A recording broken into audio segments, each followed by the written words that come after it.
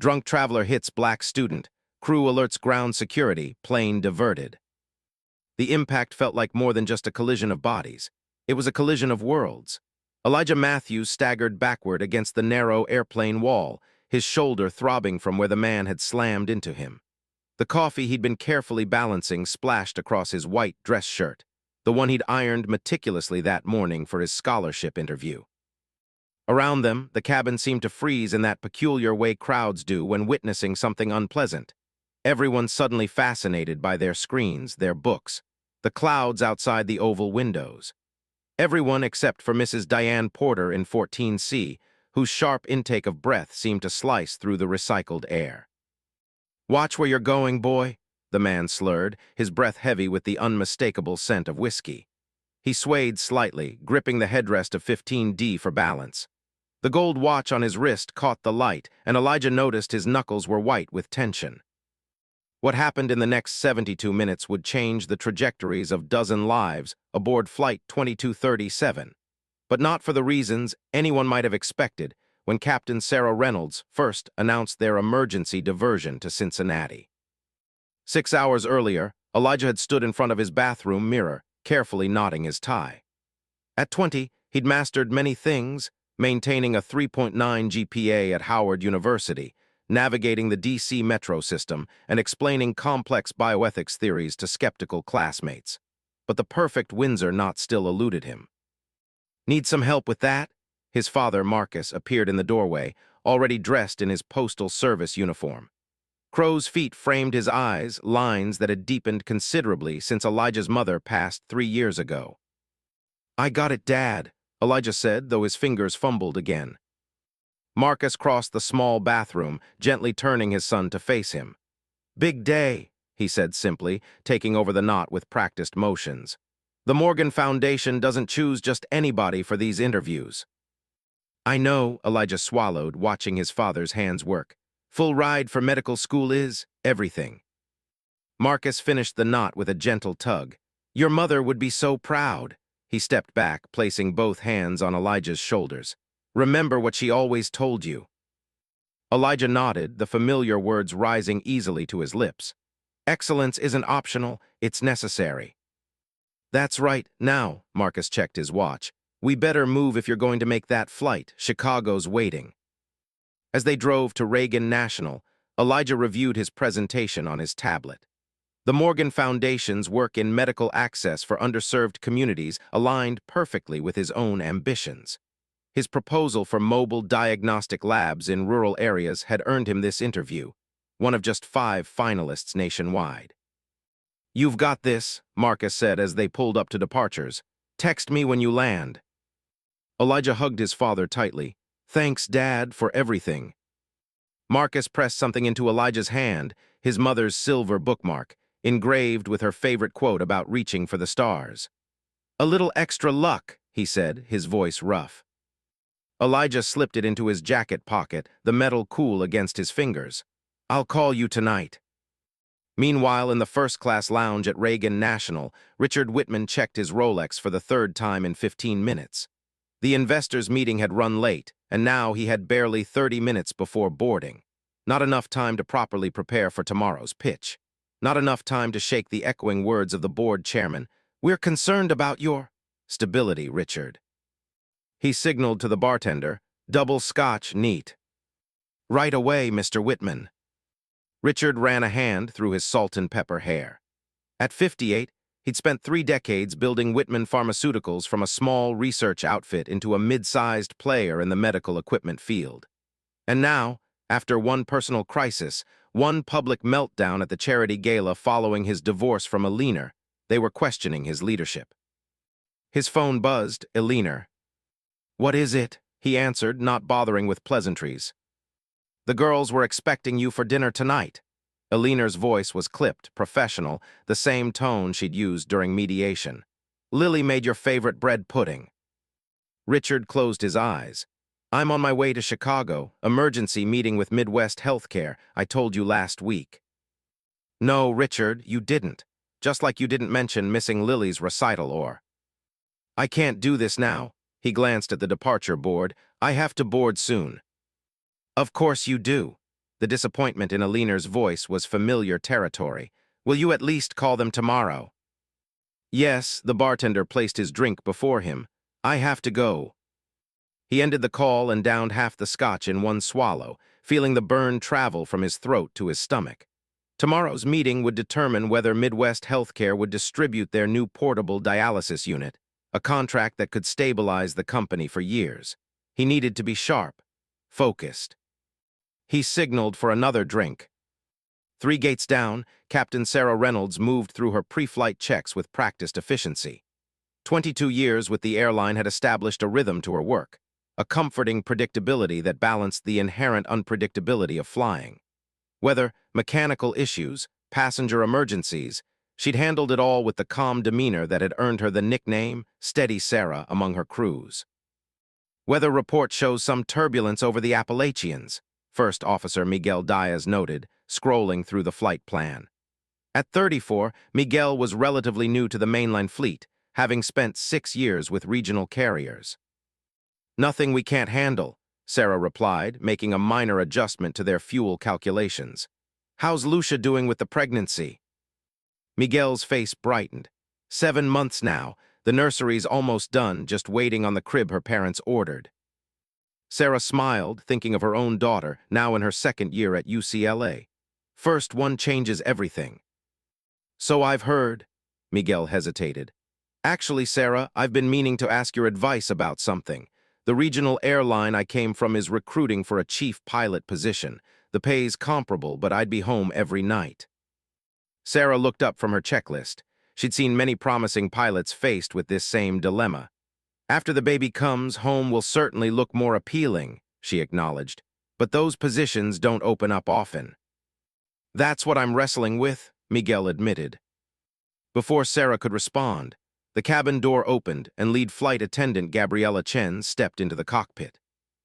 We're looking at a full flight today, Gabriella reported. And gate agent says we have a potential problem in first class, passenger who might have had a few too many before boarding. Sarah frowned, causing issues. Not yet, Gabriella said, but Trent at the gate recognized him from previous flights, says he can get belligerent. Name, Sarah asked, reaching for the passenger manifest.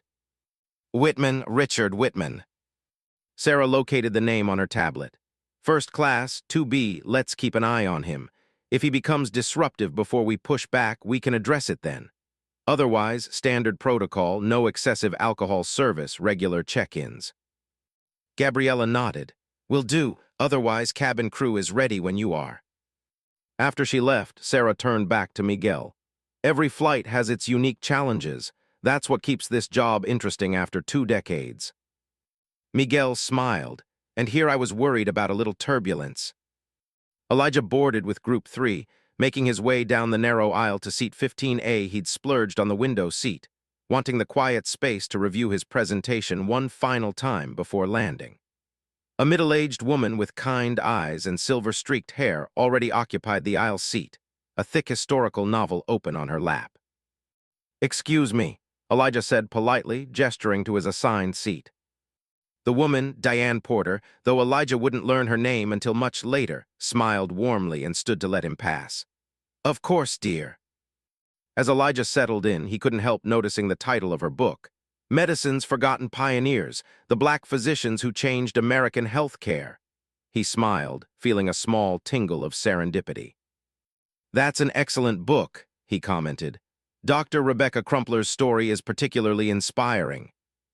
Surprise flickered across Diane's face, followed by genuine delight. You've read it. Most people haven't even heard of these doctors. I'm actually studying pre-med, Elijah explained. My history of medicine professor recommended it. Well, isn't that wonderful, Diane said, her Boston accent becoming more pronounced with her enthusiasm. My husband was a doctor for 40 years before he retired. Oncology. That's actually the field I'm hoping to go into, Elijah said. I'm on my way to Chicago for a scholarship interview. The Morgan Foundation, by any chance? Diane asked. It was Elijah's turn to look surprised. How did you know? Diane smiled. My husband and I donate to their programs. He served on their selection committee until last year. She patted Elijah's arm. If you made it to the interview stage, you must be exceptional. Their conversation was interrupted by a commotion from the front of the aircraft. A flight attendant's voice, polite but firm. "Sir, I'll need to stow that for you during takeoff." A male voice responded, too low to make out the words, but with an unmistakable edge of irritation. Diane raised an eyebrow. "Always one on every flight," she murmured. Elijah nodded, though his mind had already returned to his presentation. He pulled out his tablet, opening his notes as the safety demonstration began. In seat 2B, Richard Whitman reluctantly surrendered his expensive leather briefcase to the flight attendant, Devin Williams. The 2 scotches in the lounge had mellowed him somewhat, but the delay at security had eaten into his preparation time, sharpening his frustration. "I need those documents," Richard insisted, the slightest slur softening his consonants. "I understand, sir," Devin said calmly, placing the briefcase in the overhead compartment. "You'll have access once we reach cruising altitude." Devin, a flight attendant with 15 years of experience, had developed a finely tuned radar for potentially problematic passengers. As he moved through the first-class cabin distributing pre-flight beverages, he made a mental note to monitor 2B closely. Richard settled back in his seat, closing his eyes as the last passengers boarded. His head had begun to pound, the familiar prelude to the migraines that had become more frequent since the divorce. He should have taken his medication before boarding, but it was in his briefcase now, inaccessible.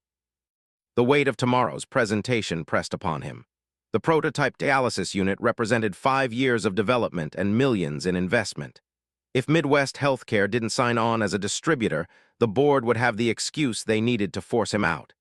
Everything he'd built would be dismantled, restructured, sold off in pieces to competitors. The thought made his stomach clench.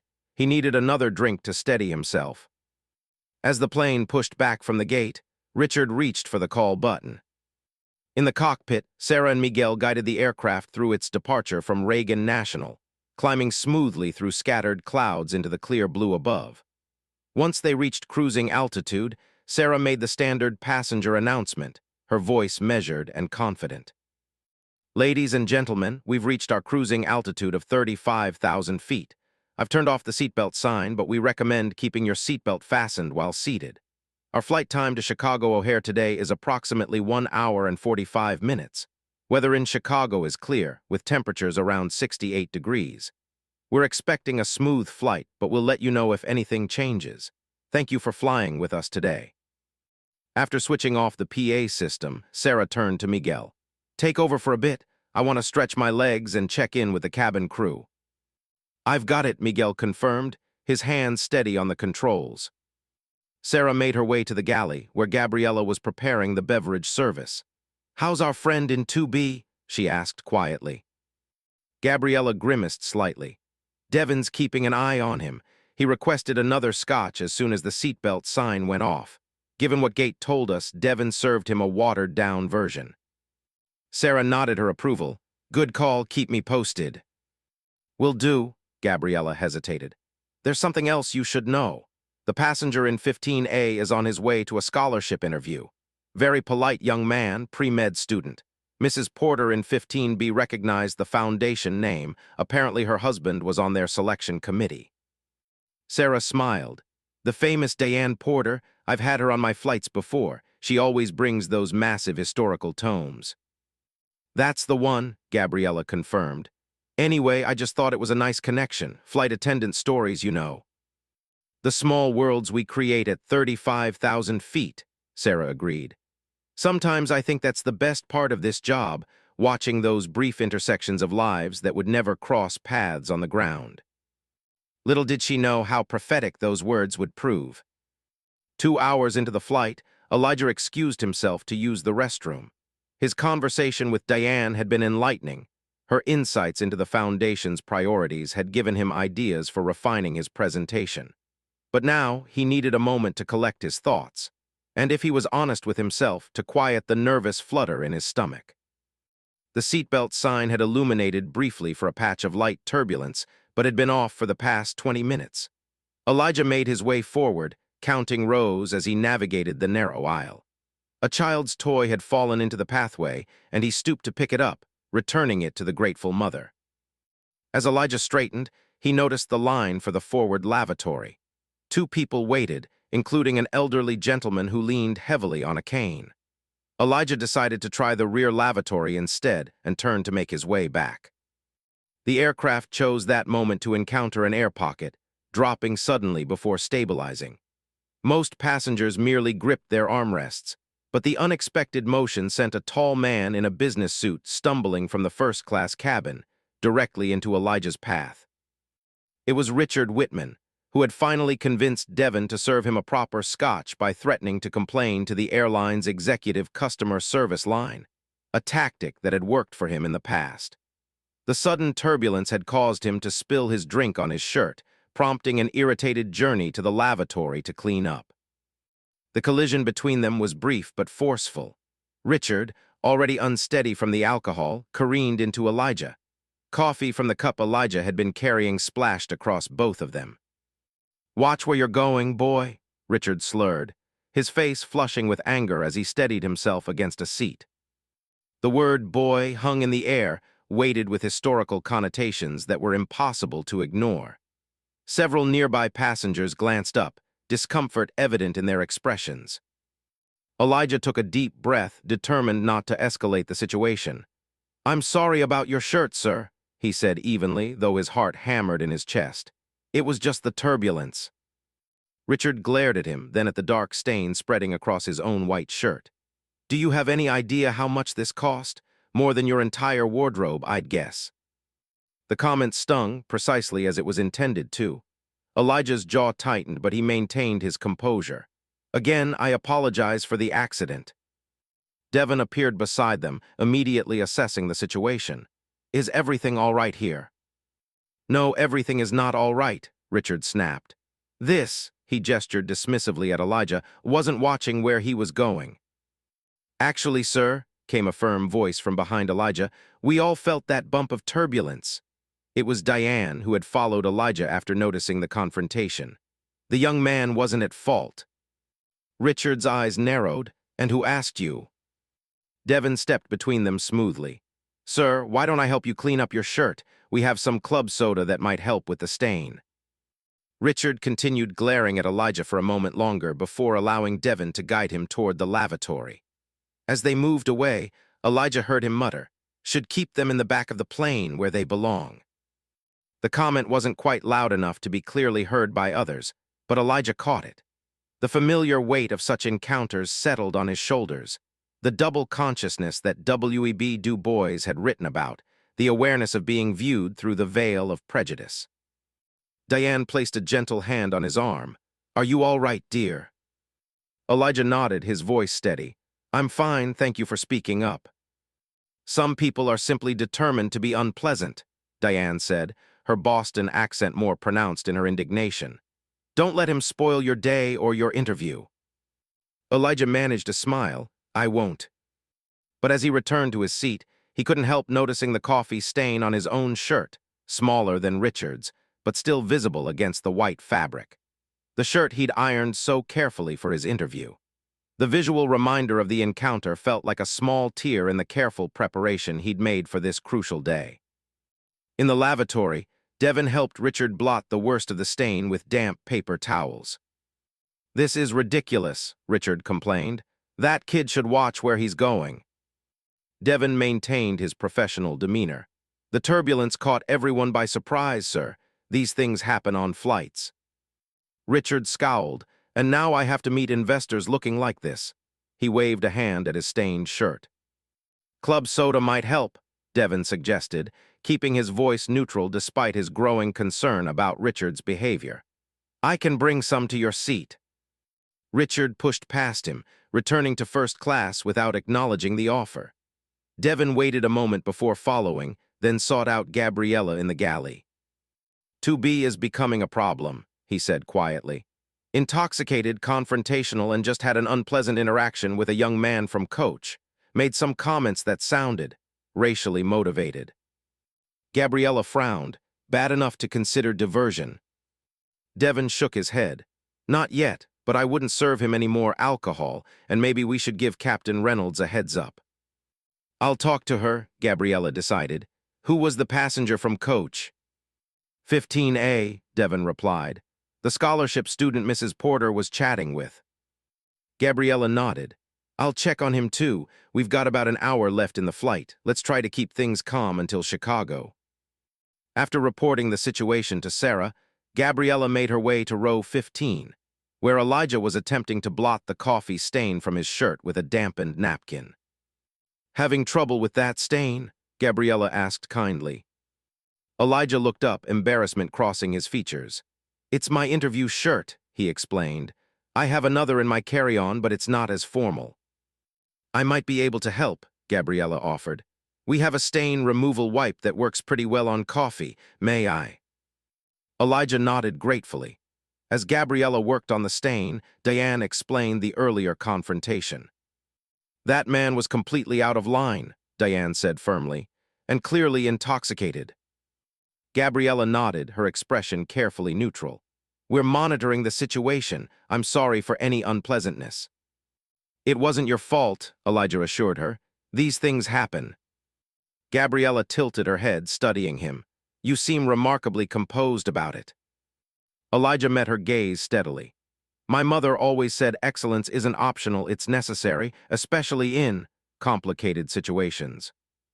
The wisdom in his young face struck Gabriella, a wisdom born of necessity, of navigating spaces where the margins for error were infinitesimally small. Well, she said, finishing with the stain which had faded but remained visible, you're certainly handling this with excellence. When's your interview? 2 hours after we land, Elijah replied.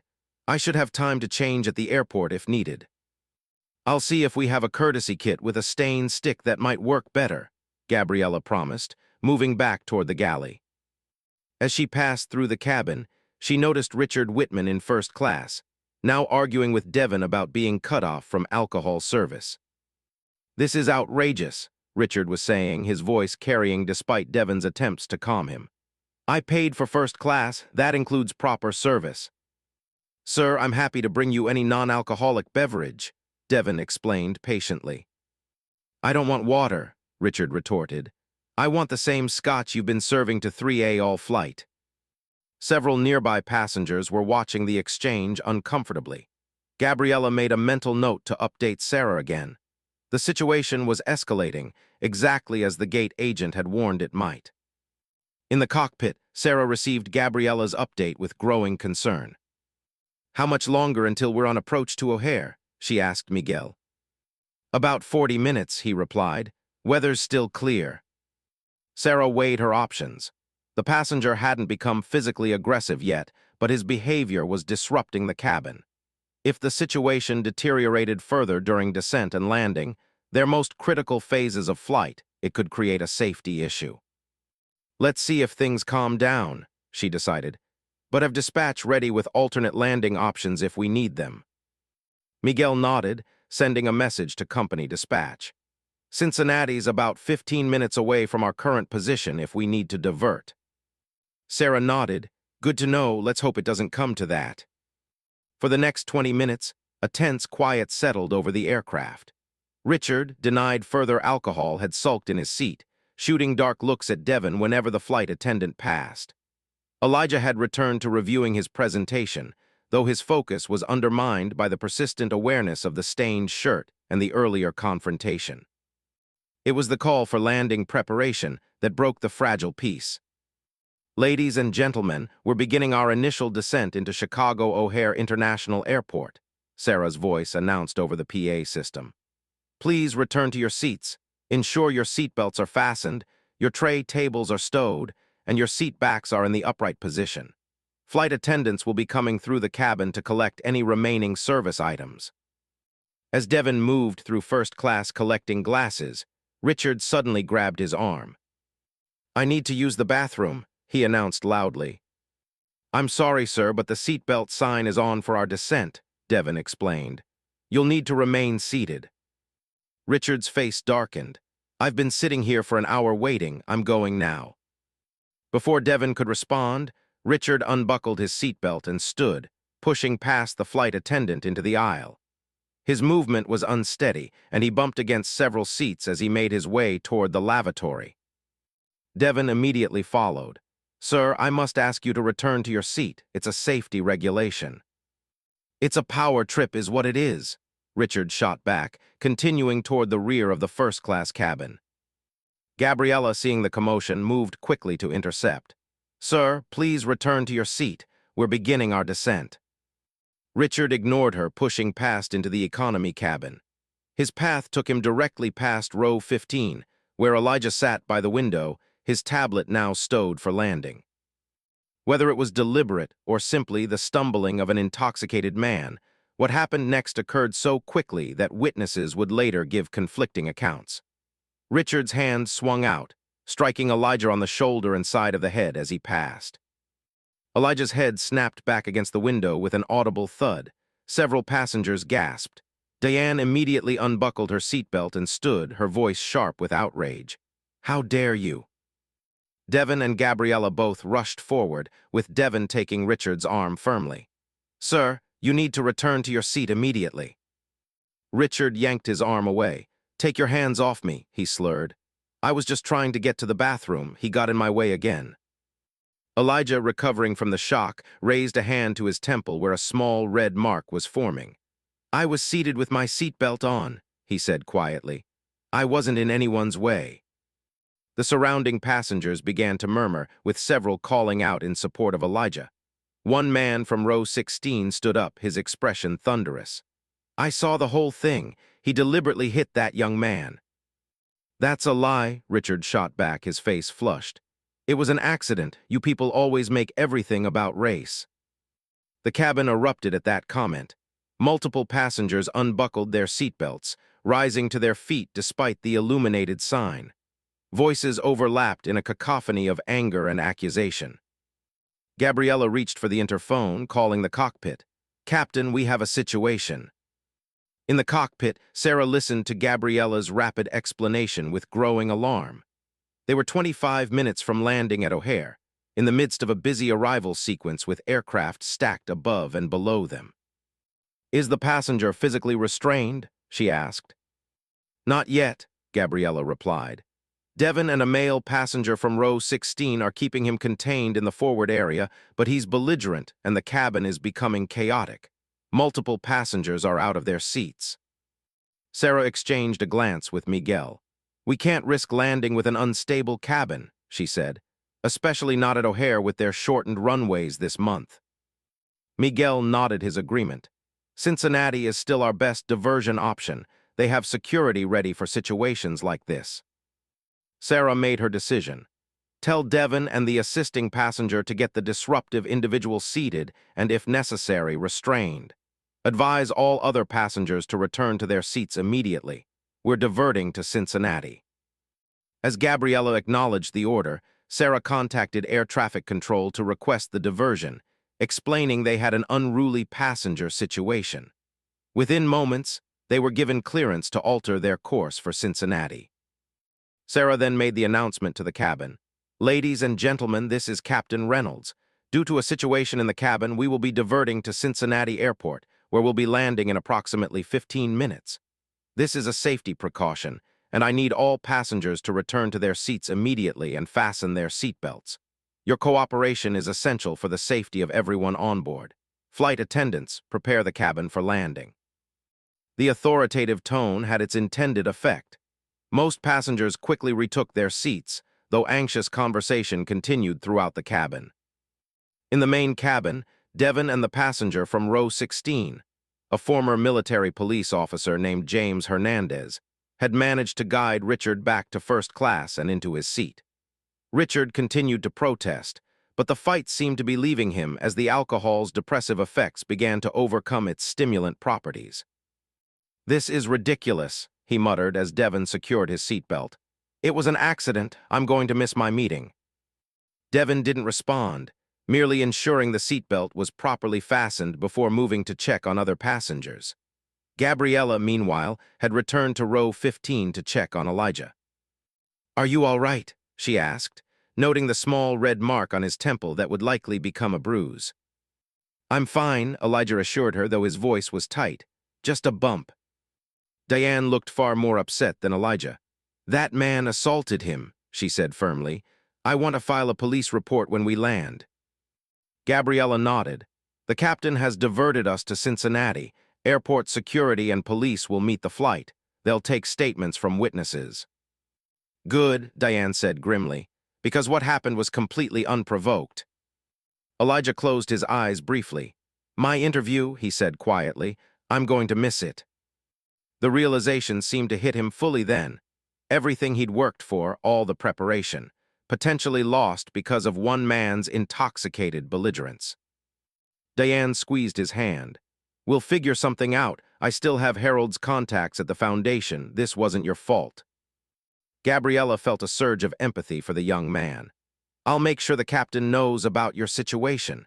Once we land, we might be able to help you make arrangements. Elijah nodded gratefully, though his eyes reflected the crushing disappointment he felt.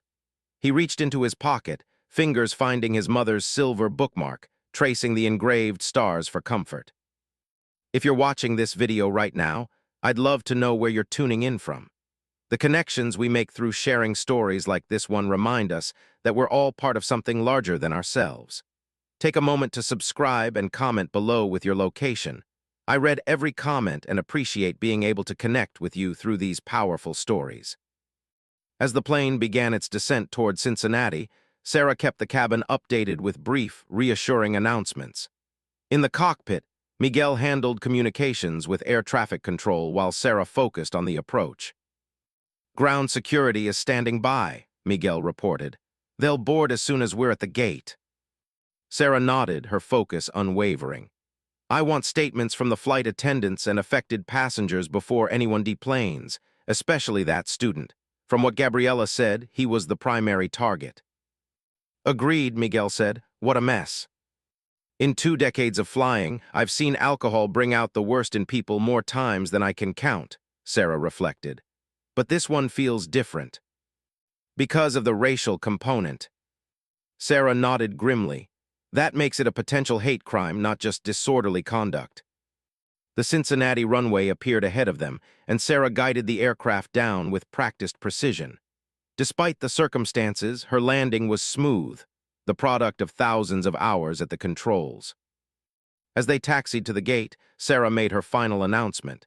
Ladies and gentlemen, we've arrived at Cincinnati Airport. Please remain seated with your seatbelts fastened until I turn off the seatbelt sign. Airport security will be boarding the aircraft momentarily. Thank you for your cooperation during this unexpected situation. The next 30 minutes unfolded in a blur of activity. Airport security officers boarded the aircraft, moving directly to first class where Richard sat, now slumped in his seat and considerably subdued. 2 police officers followed, taking statements from Devon and Gabriella before moving through the cabin to speak with witnesses. Throughout it all, Elijah remained composed, answering questions clearly and concisely. Yes, he had been struck. No, he had not provoked the passenger in any way. Yes, he would be willing to press charges. Diane provided her own statement, her Harvard-educated vocabulary precise, as she described the unprovoked, seemingly racially motivated assault she had witnessed. Several other passengers from surrounding rows offered similar accounts. Richard was eventually escorted from the aircraft, handcuffed and unsteady. As he passed row 15, he kept his eyes fixed on the floor, avoiding Elijah's gaze. After he was removed, Sarah made her way to Elijah's seat. Mr. Matthews, she asked, having learned his name from the passenger manifest. I understand you have an important interview in Chicago this afternoon. Elijah nodded, checking his watch. He corrected quietly. It starts in an hour. Even if we took off immediately, I wouldn't make it in time. Sarah sat in the empty aisle seat that a police officer had vacated. I've spoken with our operations center. They're arranging alternate transportation to Chicago for all passengers, but it will take some time. I've explained your situation, and they've agreed to charter a small aircraft specifically for you if you're willing. It could have you in Chicago within the hour. Elijah's eyes widened in surprise. That's incredibly generous, but I couldn't possibly afford. The airline will cover it, Sarah interrupted gently. What happened today was unacceptable, and we take full responsibility for not preventing the situation sooner. Diane squeezed Elijah's arm encouragingly. Take the offer, dear, and I'm calling Harold right now to explain everything to the Foundation. Elijah looked between them, overwhelmed by their support. Thank you, he managed finally. That would be amazing. Sarah nodded. Gather your things. A customer service representative will meet you at the gate to escort you to the charter terminal. As Elijah collected his carry-on, Sarah returned to the front of the aircraft to address the remaining passengers. Ladies and gentlemen, thank you for your patience during this difficult situation. The airline is arranging ground transportation to Chicago for all passengers. Customer service representatives will meet you at the gate with more information and meal vouchers for your inconvenience. 2 hours later, Elijah stood in the reception area of the Morgan Foundation's Chicago headquarters, having changed into his spare shirt in the private charter's lavatory. The flight, aboard a 6-seat corporate jet, had been surreal, a stark contrast to the chaos of the earlier journey. Mr. Matthews, a receptionist approached. The committee is ready for you now. Thank you, Elijah replied, gathering his materials. His heart raced, but not from nervousness, from the sheer improbability of being here at all. As he followed the receptionist down the hallway, his phone buzzed with a text from his father. Proud of you, son, no matter what happens.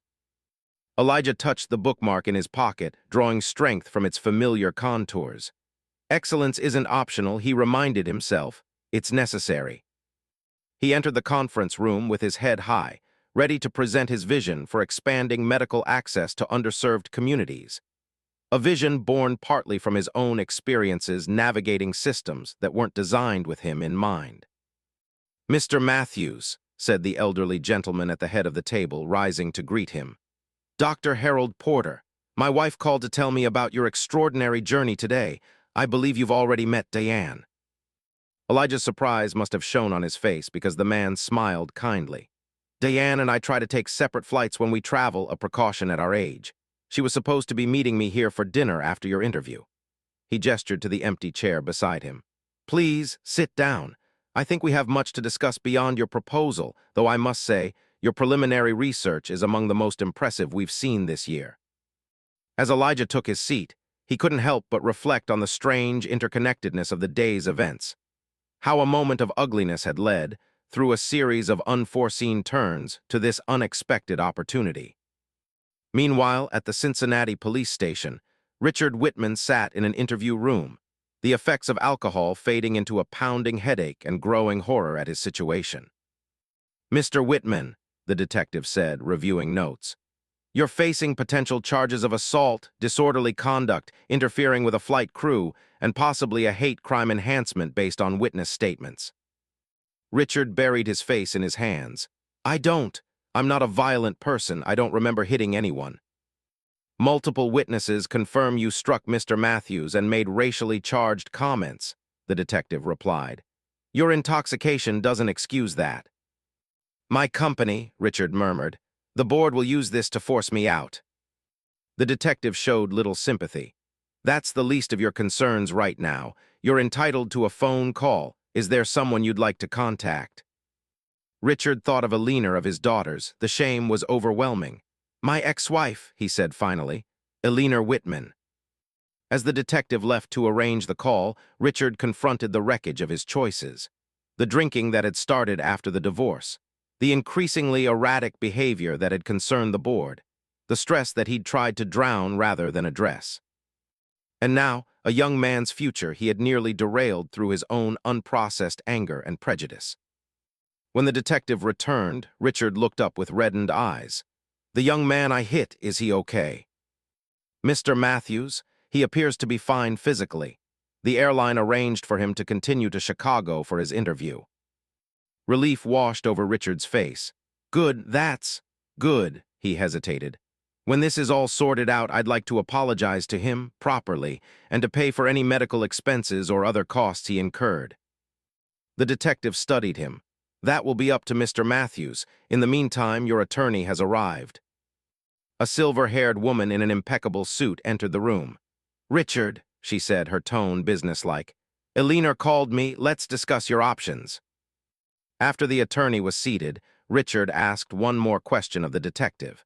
This foundation interview he was going to, do you know what it was for? According to the statement, a medical school scholarship through the Morgan Foundation.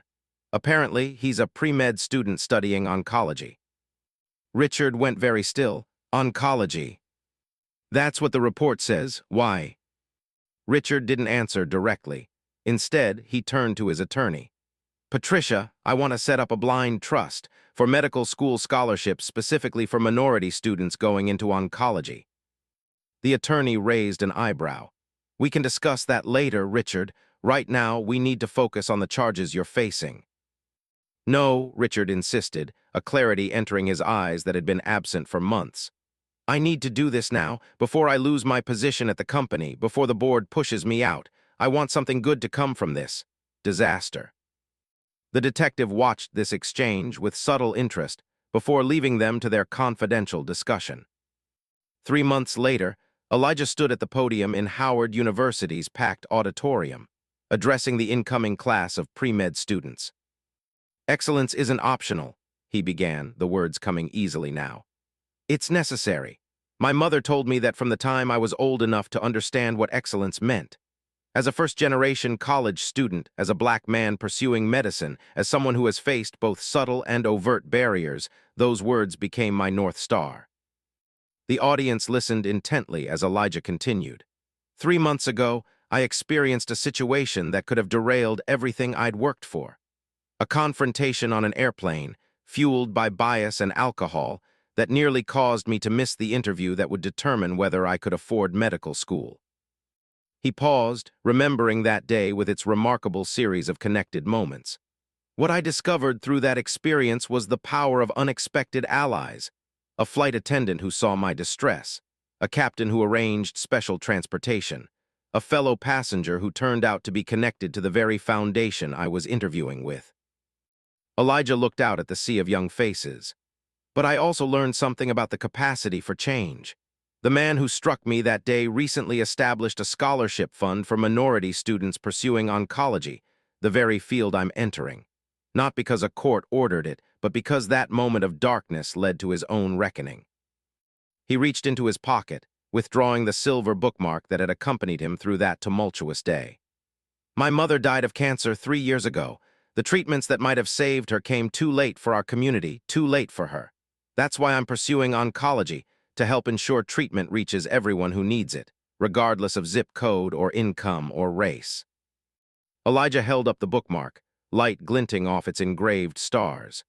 We reach for the stars not because it's easy, but because the journey itself transforms us. And sometimes, even those who try to block our path end up illuminating it in unexpected ways. As he concluded his speech to thunderous applause, Elijah caught sight of his father in the front row, eyes shining with pride. Beside him sat Diane and Harold Porter, who had become mentors and advocates for his medical career. And in the back of the auditorium, standing quietly and alone, was Richard Whitman, sober for 90 days, there at Elijah's invitation, still working to make amends in meaningful ways. Their eyes met briefly across the crowded room, a moment of recognition, of acknowledgement. Not of friendship, perhaps, but of the complex web of humanity that connects us all, even in our worst moments. Especially then. As Elijah stepped down from the podium to embrace his father, he reflected on how a single flight, meant to be a simple journey from Washington to Chicago, had altered the trajectories of so many lives, including his own. Not for the reasons anyone might have expected when Captain Sarah Reynolds first announced their emergency diversion to Cincinnati, but because sometimes our paths,